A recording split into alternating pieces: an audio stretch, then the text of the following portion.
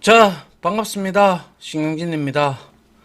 자, 이번 시간부터 여러분들과 함께 이제 코틀린에 대해서 우리가 좀 살펴보고 트렌드에 맞춰서 우리가 이 코틀린 언어가 얼마나 좋은 언어인지 그러한 언어에 대한 특성과 그리고 개발 환경을 세팅을 하고 우리가 이 코틀린을 이용을 해서 안드로이드 프로그래밍 관련된 공식 언어로 이제 구글에서 채택이 됐죠. 그죠?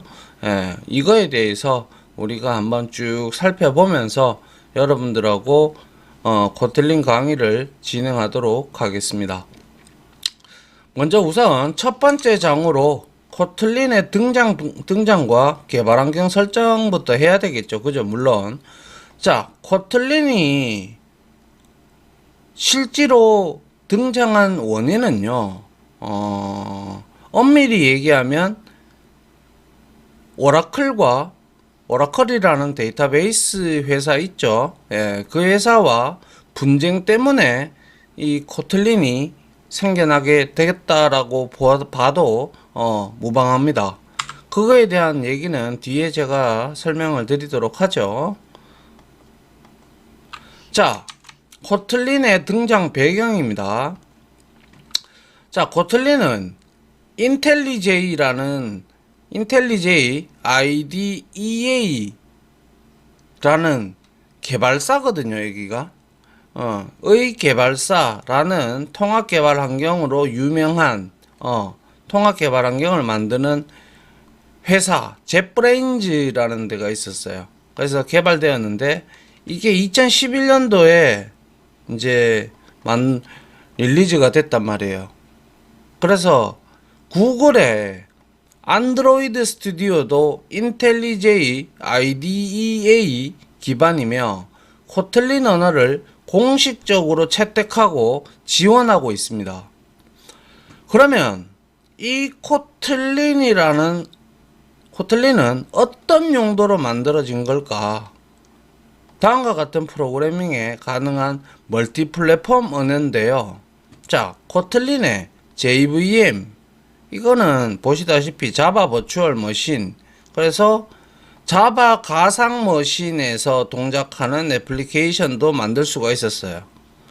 이거는 만들 수가 있고요. JVM은 우리가 자바 코드를 바이트 코드로 만드는 가상 머신을 의미하죠. 또한 아울러 코틀린 JS 자바스크립트죠. 그죠? 자바스크립트를 웹브라우저에서 동작하는 애플리케이션으로도 만들 수도 있습니다. 아울러 저급 언어인 코틀린 네이티브 해서 LLVM 해서 로우 레벨 버추얼 머신이라고 해서 LLVM 컴파일러를 이용해서 여러 플랫폼을 타깃으로 하는 애플리케이션도 만들 수가 있어요. 이것만 봐도 얼마나 강력한 언어인지 우리가 알 수가 있단 말이죠. 그래서 코틀린은 JVM, 자바스크립트, 네이티브 상에서 실행될 수가 있는데 특히 JVM, 자바 버추얼 머신, 자바 가상 머신 기반의 코틀린은 자바 애플리케이션이나 안드로이드 애플리케이션도 만들 수가 있고요. 그리고 자바스크립트 기반의 코틀린은 데이터베이스로부터 서버, 클라이언트까지 다루는 풀스택, 여기서 말하는 풀스택 개념 아시죠?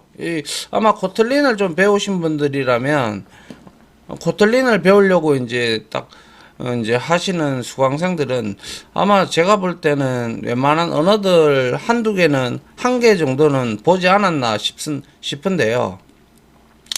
우리가 개발을 할 때 화면에 표식을 해주는 게 있죠.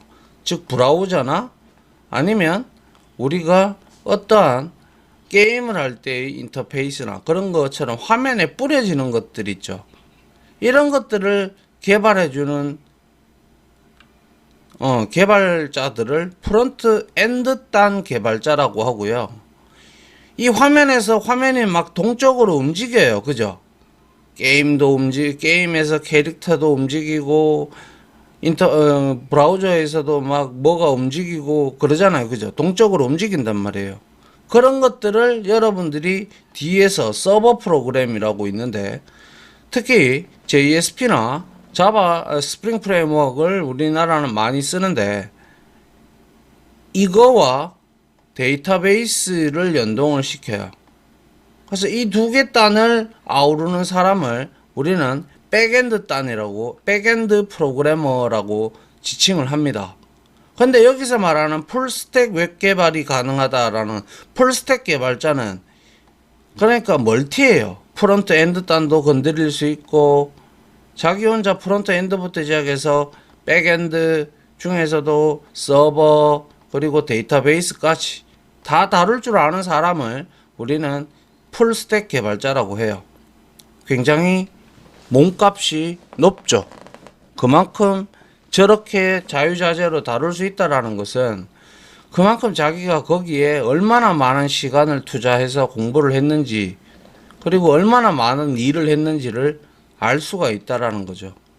이런 풀스택 웹 개발도 역시 코틀린을 통해서 얼마든지 가능하다라는 거예요. 그래서 네이티브 기반의 코틀린은 LLVM 컴파일러를 통해서 뒷부분에 정리한 플랫폼을, 우리 뒷부분에 제가 플랫폼을 좀 정리해 놨는데요. 그걸 타깃으로 한 기계 코드, 바이트 코드, 기계 코드, CPU는 0과 1밖에 몰라요. 그리고 가산밖에 못해요. 아시겠어요? 그래서 그러한 것들을 우리가 기계어라고 하죠. 그래서 바이트 코드를 다 만들 수가 있어요. 그래서 쉽게 말하자면 코드를 한 번만 작성을 해도 안드로이드와 iOS 모두, iOS는 아시다시피 아이폰 쪽이죠. 그죠? 예, 모두 구동하는 애플리케이션을 만들 수가 있다. 또는 인베디드는 어떤 어떤 칩이 있어요. 그죠? 우리가 어떤 메인보드라든지 뭐 전자제품이라든지 이런 데 보면 전부 다 새까맣게 이렇게 되어 있는 칩들이 있을 거예요. 이런 칩에다가 프로그램을 만들어서 심는 것을 인베디드라고 해요. 근데 통상적으로 이 인베디드는 코틀린으로도 할 수는 있지만, 중요한 거는 이 부분은 C 언어가 제일 속도가 빠르고 메모리 공간을 효율적으로 사용할 수 있는 포인터가 있기 때문에, 그거는 아무래도 C 언어보다는 코틀린이 조금 밀린다라고 볼 수가 있고요. 그리고 이제 IoT 들어보셨을 겁니다.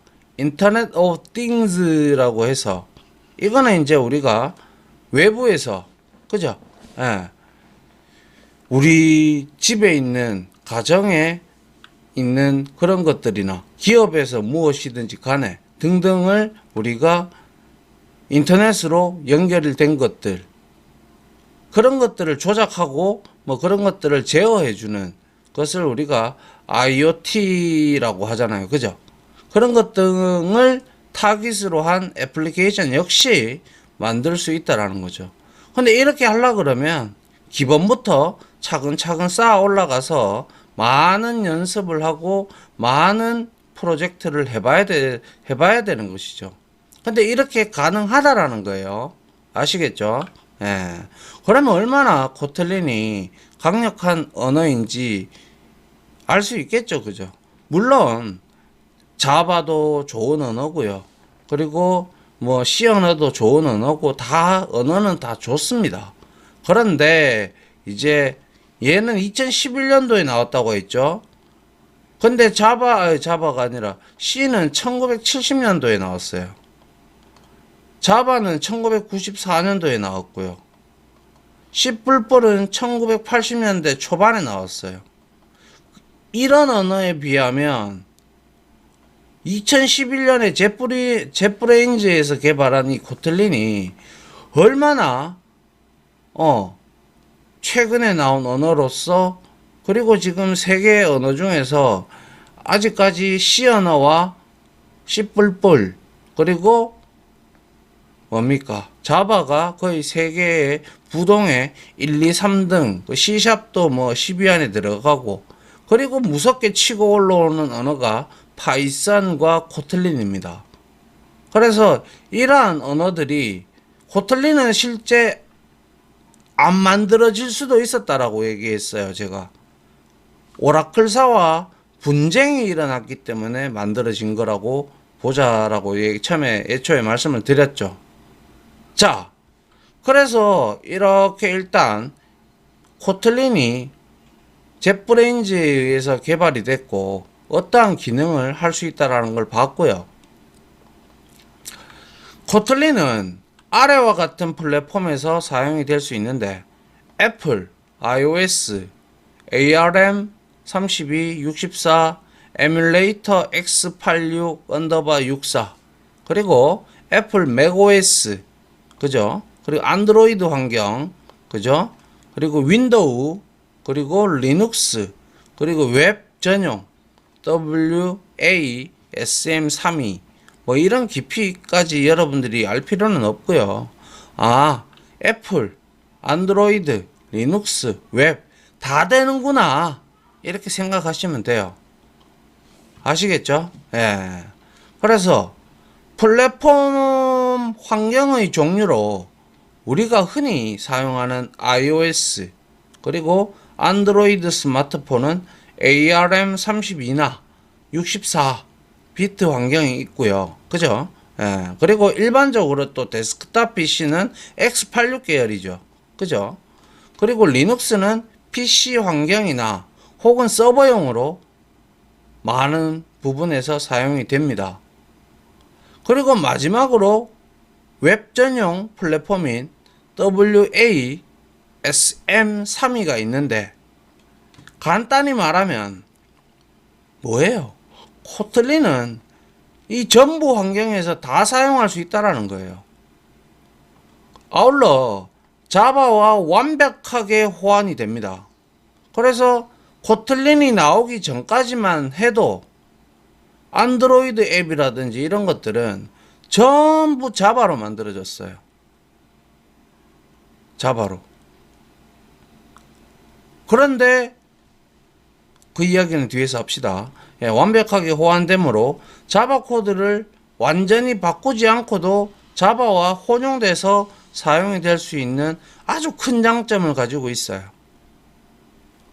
그래서 코틀린을 배우기 위해 정해진 플랫폼이 있는 것은 아니지만, 본 강의에서는 코틀린의 JVM 아줄이라는 회사가 있어요. 거기에서 제공해주는 JVM을 이용할 겁니다. 그래서 이용해서 코틀린을 학습을 할 겁니다. 아시겠죠? 예. 자, 그 다음 한번 볼게요. 자, 그러면 코틀린의 장점을 한번 보죠. 뭐 어떤 언어든지 마찬가지겠지만은 자료형 오류, 데이터 타입의 오류를 미리 잡을 수 있는 정적 언어입니다. 뭐 C 언어도 마찬가지고 우리가 정적 언어를 두고 타입형 언어라고 얘기를 하죠. 그죠? 그래서 우리가 함수를 만들거나 변수를 선언하거나 이런 거 할 때 int 뭐 이런 것들이 다 있단 말이에요. 그죠? 근데 우리가 자바스크립트 같은 경우는 바나 let이나 const 이런 형태로 우리가 만들기 변수를 선언하잖아요. 그럼 이건 데이터 타입을 몰라요. 이거는 이제 런타임 시에 브라우저가 해석하기에 따라서 여기에 들어가는 타입이 넘버냐 스트링이냐 이게 들어간단 말이죠. 그러면 이거는 불안정한 컴파일이 되는 거죠. 불안정한 상태로 되어 있는 거죠. 그러나 뭐 다른 뭐 자바를 좀 하신 분도 계실 거고 C++를 좀 하신 분도 계실 거고 C 언어도 하신 분도 있으실 텐데, 코틀린도 마찬가지로 자료형 오류를 미리 잡을 수 있는 정적 언어예요. 그래서 컴파일 예외, 익셉션이라고 하는 우리가 딱 쳤는데 잘못 입력이 되면 자료형에 맞지 않는 데이터가 입력이 들어가면 바로 컴파일 예외 체크드 익셉션이 발생이 돼요. 그래야 그걸 잡아줘야 컴파일이 된다라는 건 아시길 테고, 그죠? 그래서 코틀린은 프로그램을 컴파일 될 때 자료형을 검사하여 확정하는 정적 언어이다. 즉 자료형 오류를 초기에 발견할 수 있어. 런타임 시에 발견이 된다 그러면 디버깅하는 자체가 힘들어요. 어디서 오류가 났는지, 그죠? 그런데 컴파일 예외 체크드 익셉션이 발생을 하면 바로 눈에 빨간색이 올라와 있고 에러가 발생했다, 예외가 발생했다라고 올라오기 때문에 잡기가 쉬운데, 아니 실행하는 도중에 갑자기 터지면 그걸 우리가 런타임 예외 unchecked exception 체크 안 해준다고, 그죠? 그렇게 말을 합니다. 그래서 초기에 발견할 수 있어서 일단 프로그램의 안정성에 좋다라는 것이죠. 그리고 두 번째, 널 포인터 예외로 인한 프로그램의 중단을 예방할 수 있다. 널 포인터 예외라는 것은 뭡니까?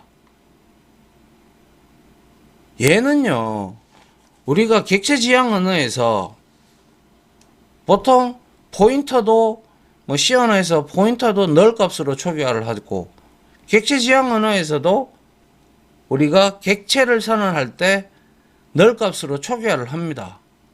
초기화를 하든지 참조 변수를 초기화를 하든지 그렇게 하는데, 이 널 포인터 예외라는 것은 객체, 즉 인스턴스를 만들지 않았는데 거기에 그 객체에 있는 멤버나 멤버 함수를 사용하면 발생하는 예외예요. 그래서 이거는 컴퓨터 프로그래밍에 관심이 많은 독자라면 널 포인터 익셉션을 한 번쯤은 경험을 했거나 들어본 적이 있을 거예요. 그죠? 그래서 널 포인터 예외는 프로그램이 실행되는 도중에 발생하기 때문에 런타임 시에 발생을 해요. 그럼 찾기도 힘들어요. 그게 어디서 터질지도 몰라. 그거는 오로지 경험상으로 알 수가 있게 되는 거죠. 노하우, 개발 경력에 따라서. 그래서 언제 어디서 어떻게 발생할지는 아무도 알 수가 없다. 오랫동안 프로그래머들의 골치를 아프게 만든 주범이죠. 저도 이런 널 포인터 뿐만 아니라 런타임 예외, 즉 체크 안 해주는 예외 때문에 디버깅을 얼마나 많이 했는지 저도 생각하면 엄청나게 많이 했는 것 같아요. 하지만 코틀린은 널 포인터 예외를 예방할 수 있다. 그게 바로 NP를 우리가 이제 NP 개념이라는 건데, 널 포인터 익셉션의 약자를 줄여서 NP이라고 하는데요. 그래서 보통 개발자들은 코틀린처럼 NP를 예방하는 특성을 NPE 널 포인터 익셉션에서 자유롭다라고 말을 합니다. 아시겠죠? 그리고요, 코틀린은 코드가 정말 간결하고 효율적입니다. 자바를 공부하신 분이나 C++ 공부하신 분, C 언어를 공부하신 분들은 함수 하나 만들려고 그래도 사용자 정의 함수, 사용자 정의 객체 이런 걸 만들 때도 코드가 상당히 길어요. 그런데 그러한 코드를 아주 짧고 간결하게 효율적으로 만들 수 있는 게 코틀린이에요. 그래서 코틀린은 여러 가지 생략된 표현이 가능한 언어이다.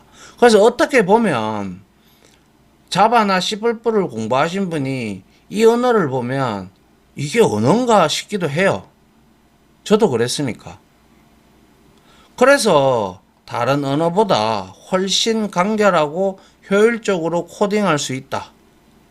또한 요즘 트렌드가 함수형 프로그래밍하고 플러스 객체지향 프로그래밍이 모두 가능하다라는 건데, 요즘 트렌드가 이래요. 그래서 함수형 프로그래밍은 함수 자체를 객체로 보는 거예요.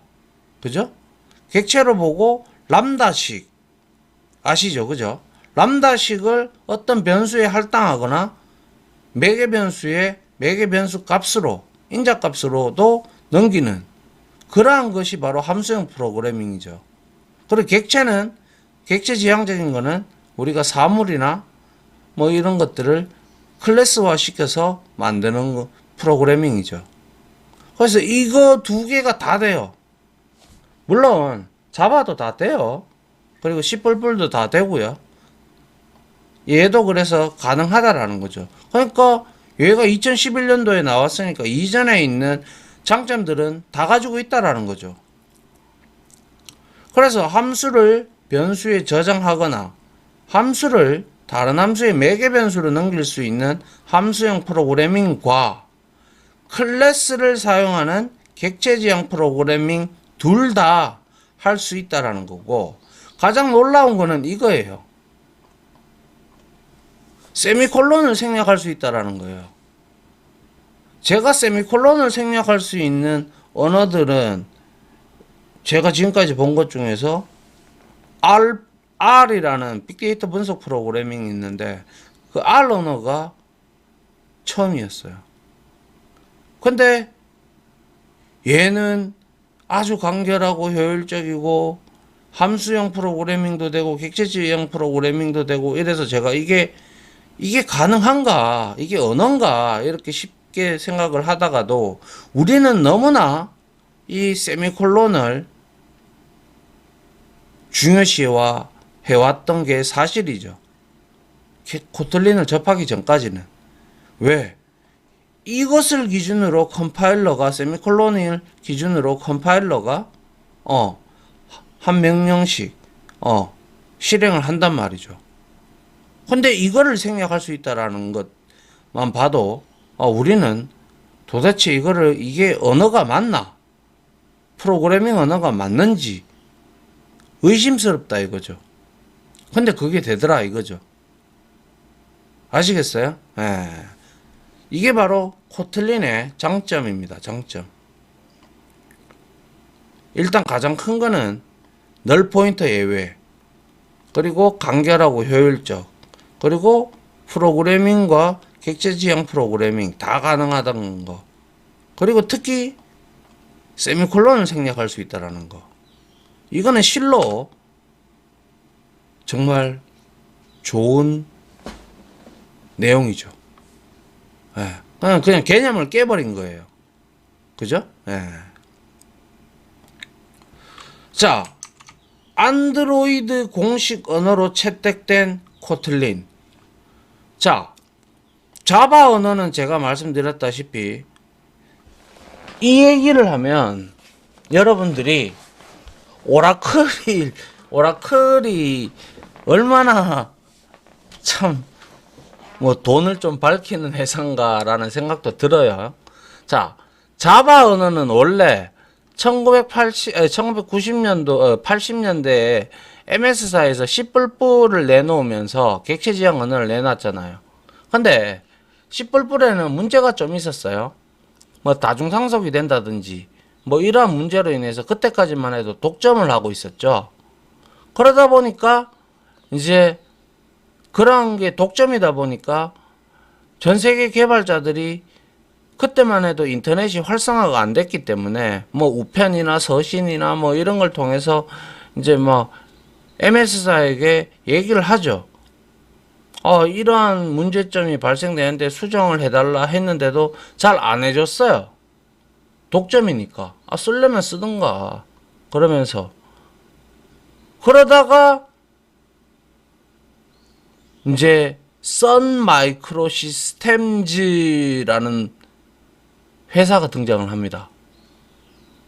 이 회사에서 C++의 단점을 극복하고 탄생된 게 바로 제임스 고슬링에 의해서 만들어진 이 프로젝트 팀의 팀장이겠죠. 이 사람에 의해서 만들어졌는 게 바로 자바예요. 그리고 자바는 유료가 아니라 쉐어, 그러니까 프리예요, 프리. 돈을 안 줘요. 물론, C++도 개발자용, 그리고 이런 것들을 할 때는 우리가 라이센스 비용을 줍니다. 근데 얘는, 자바는 1990년대 94년에 만들어졌다라고 릴리즈가 됐다라고 했잖아요. 그때쯤에 이제 인터넷이 서서히 만들어져서 네트워크망이 이제 구축되기 시작을 하고 있던 시점이었어요. 그때 이제 이 자바가 등장을 하면서 뭐 C++의 단점을 좀 극복을 했어요. 얘는 단일 상속밖에 안 돼요. 다중 상속을 하게 되면 충돌이 많이 일어나요. 그러다 보니까 아차 싶거든요. 그래서 C++에서 마이크로소프트사에서 이제 그런 것들을 이제 좀 받아주고 이제 계속 C++도 지금까지 살아남고 있는 거죠. C++ 지금 현재 17 버전까지 나오는 걸로 기억하는데 아무튼 그래요. 그래서 선 마이크로 시스템즈에서 제임스 고슬링에 의해서 자바가 만들어져서 선 마이크로 시스템즈에서 관리를 했어요. 근데 관리를 했는 것까지 좋은데 경영을 잘 못했어요. 그래가지고 결국에는 2010년도에 선 마이크로 시스템즈가 오라클에 인수가 돼요. 그러니까 합병이 돼버려요. 그리고 선 마이크로 시스템, 이거는 여담입니다만은 선 마이크로 시스템즈에 있던 사람들이 오라클에 뭐 인수가 되기도 하고 뭐 어떻게 됐는지는 잘 모르겠습니다만 뭐 인수가 됐겠죠. 예. 왜? 그때 이 자바를 계속 유지 보수를 해줘야 되기 때문에 분명히 오라클에 들어갔을 거예요. 그죠? 그리고 대표는 고슬링은 제임스 고슬링은 회사를 떠났죠. 라이센스를 완전히 마이크로 시스템즈, 선 마이크로 시스템즈가 가지고 있던 자바의 독점권을 M&A를 통해서 오라클사에게 넘기면서 뭐 자기는 큰 돈을 벌었는지 안 벌었는지는 모르겠으나 은퇴를 하게 되죠. 그죠? 그러면서 오라클이 이제 무기가 두 개가 생긴 거죠. 뭐예요? 일단 데이터베이스를 안 쓰는 회사가 없어요. 그래서 데이터베이스 중에서 가장 안정적인 게 오라클이에요. 오라클. 그리고 데이터베이스 저장 시스템 도구만 가지고 팔고 장사했던 애들이 이제 자바라는 언어의 독점권까지 지녔다. 그럼 개발 언어까지만 가지고 있다 이거예요. 그러면 자바로 개발하고 오라클로 데이터베이스를 저장했던 데이터베이스를 만들었던 회사들은 처음에는 2010년도에 인수해서 처음에는 그냥 유료화 정책은 없을 것이다 라고 얘기를 했어요. 그런데 얘가 좀 이제 오라클이 좀 이상해집니다. 그래서 개발과 관리를 오라클이 이제 전적으로 주도하게 되는데 자바는 전 세계에서 그때만 해도 무료라는 장점과 언어의 안정성 그리고 메모리 관리를 안 해도 되는 그런 굉장한 강점을 가지고 있어서 거의 계속 전 세계에서 많이 쓰는 언어 1위로 군림을 하고 있었어요. C 언어하고 1, 2위를 다퉜어요. 그래서 가장 널리 사용되고 있으며 언어 자체는 무료이다. 근데 2010년에 인수를 하고 나서 오라클이 시비를 걸어요. 선 마이크로 시스템즈를 인수한 다음에 특정 자바 JDK에 대해서 유료화 정책이 없다고 해놓고 유료화 정책을 하기 시작한 거예요. 그러니 물론 무료로 쓸 수 있는 버전들도 있어요. 근데 이제 좀 일정 이제 고급 프로그래밍을 할 때 말이죠. 그런데 여기서 구글이 딱 타겟이 돼요. 그래서 오라클은 구글한테 구글은 자바 JDK를 통해서 안드로이드의 핵심 프레임워크와 여러 서비스를 이미 선 마이크로 시스템즈가 94년도에 릴리즈를 했기 때문에 그때부터 2010년까지 많이 개발을 했어요. 그죠?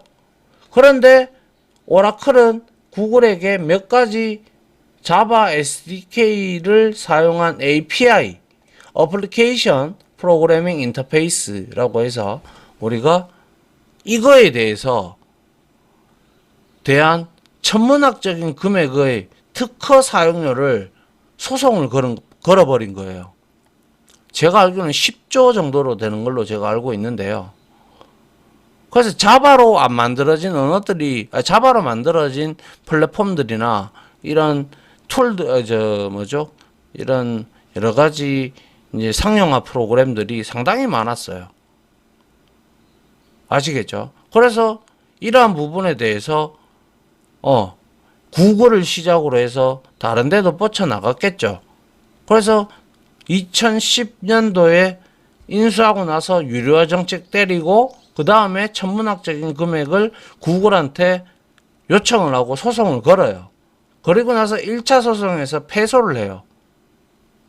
그 다음에는 제가 뉴스를 안 찾아봐서 모르겠으나 일단 이런 것만 바라봐도 구글이 이를 거부하면서 구글과 오라클은 긴 시간 동안 법정 소송을 벌여왔어요.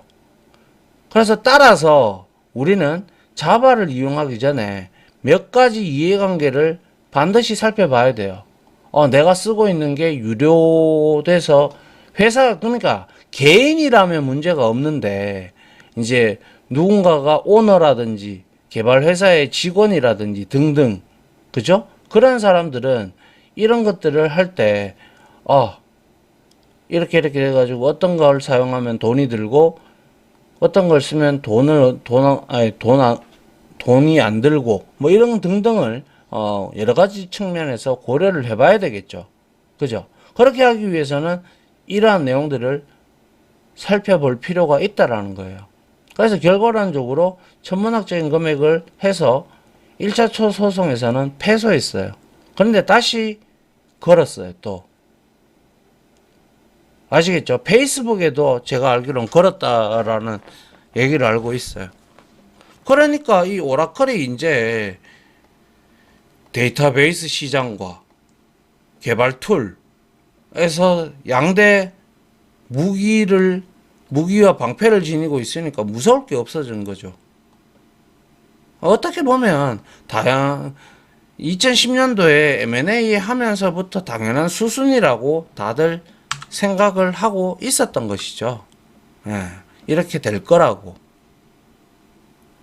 그래서 다음이 궁금하시죠?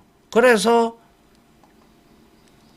자바 언어와 오라클 JDK 그리고 오픈 JDK 그리고 이런 것들을 뒷시간에 제가 설명을 드리면서 구글이 어떻게 대처를 해서 지금까지 살아남고 있는지에 대해서는 다음 시간에 등장 배경이 나오겠죠. 그죠? 예. 이런 역사들도 여러분들이 알고 있어서 나쁠 게 전혀 없습니다. 알겠죠? 예. 자, 이렇게 해서 여기까지 설명을 좀 드렸고요. 시간이 좀 된 관계로 여기서 하나 끊고 다음 시간에 이어서 보고 이제 뭐 개발 환경 세팅하는 부분까지 쭉 보고 우리가 진행을 하도록 합시다. 자, 지금까지 강의 들어주신다고 고생 많으셨고요. 저는 다음 시간에 찾아뵙도록 하겠습니다. 감사합니다.